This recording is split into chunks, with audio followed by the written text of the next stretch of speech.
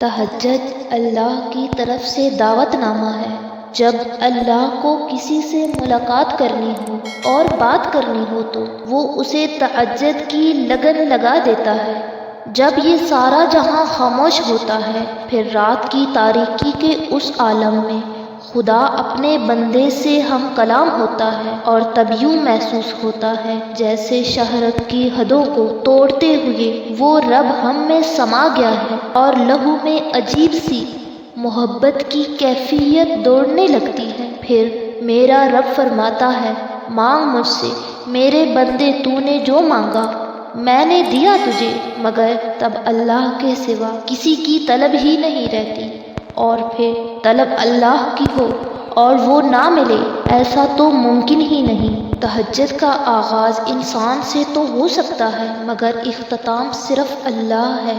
دل میں اٹھتی ہوئی مسلسل تکلیف جب رات بھر جگائے رکھتی ہے تو روح کی بے چینی اللہ کے روبرو لا کھڑا کر دیتی ہے۔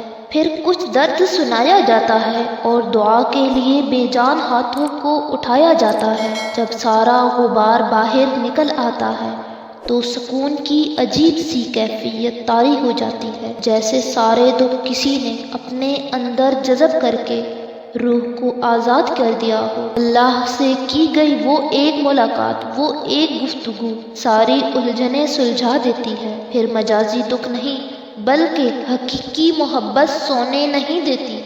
پھر رات کی نیند اچھی نہیں لگتی، پھر بس اللہ سے ملنے کی طلب رہتی ہے۔ پھر دنیا کی خواہشیں ختم ہو جاتی ہیں اور عرش والے کی لت لگ جاتی ہے۔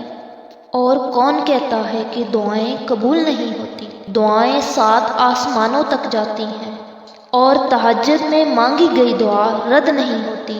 جب سب سو رہے ہوں اور تم اپنے اس رب سے گفتگو کرو تو وہ کیسے نہیں سنے گا؟ تمہارا کیا جانے والا ایک سجدہ تمہیں اپنی منزل کے اور قریب تر کر دیتا ہے۔ کیا پتہ تم اپنی منزل سے صرف کچھ سجدوں کی وجہ سے دور ہو۔ تمہاری چاہت، تمہارا یقین تمہیں تہجد تک لاتا ہے۔ تمہیں مشکلات کے لیے، سجدوں کے لیے چن لیا جاتا ہے۔ اس اللہ کو مانگنا پسند ہے اپنے بندوں کا، تو مانگو اس سے، وہ نوازے گا، یہ اس کا وعدہ ہے۔ اور تمہیں کیا لگتا ہے جب رات سونے کے لیے بنائی گئی ہے اور ہر شخص سکون کی نیند سو رہا ہے تو تمہیں بلا وجہ ہی تڑپ اور محبت جگائی ہوئی ہے؟ نہیں، یہ تڑپ اللہ نے پیدا کی ہے۔ جب تم اپنی پیاری نیند قربان کر کے اس سے ملاقات کے لیے اٹھ کھڑے ہوتے ہو تو وہ تم سے پہلے ملاقات کی اس جگہ پر موجود ہوتا ہے اور فرشتوں کو حکم دیتا ہے کہ انتظام کرو شکر کے صلے کا، تیار رکھو کن فیکون کا تحفہ۔ پھر فرشتے پوچھتے ہیں، یا اللہ، آج ایسا کون سا مہمان آ رہا ہے؟ اللہ پاک فرماتے ہیں، میرا محبوب بندہ آ رہا ہے۔ جس رات تمہیں نیند نہ آ رہی ہو، اس رات اللہ چاہتا ہے کہ مجھ سے میرا بندہ باتیں کرے، اپنے دل کا بوجھ ہلکا کرے، جو بھی من میں ہے وہ سب کہہ دے۔ آنکھوں میں جتنے بھی آنسو جو تم نے کب سے چھپائے ہوئے ہیں ان کو بہا دے، کیونکہ اللہ کے علاوہ کوئی بھی نہیں جو تمہارے دل کا بوجھ ہلکا کر سکے۔ اس کے در پہ جا کے صرف ایک بار بے شک ہلکا سا ہی کہہ دو، اللہ، میرے پیارے اللہ، میں آ گئی، بس مجھے تھام لے، اپنی رحمت کے سائے میں مجھے سمیٹ لے، کوئی نہیں آپ کے سوا جو مجھے سنے۔ پھر تم دیکھنا کیسے وہ تھام لے گا، اور بے شک جان لو تہجد میں کچھ تو خاص ہے۔ تبھی میرے اللہ نے اس کو اتنی فضیلت والی عبادت کہا ہے، کچھ تو خاص ہے۔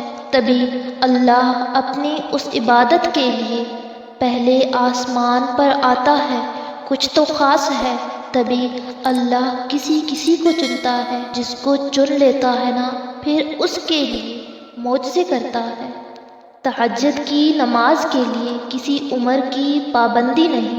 جس کے کام رکے ہوں، مشکلات میں ڈوبے ہوں، سکون کی تلاش ہو، اولاد کی پریشانی ہو، یہ وہ وقت ہے جب سب کی سنی جاتی ہے، بس نیند کی قربانی دینی ہے اور اس رب کو راضی کرنے لگ جانا ہے۔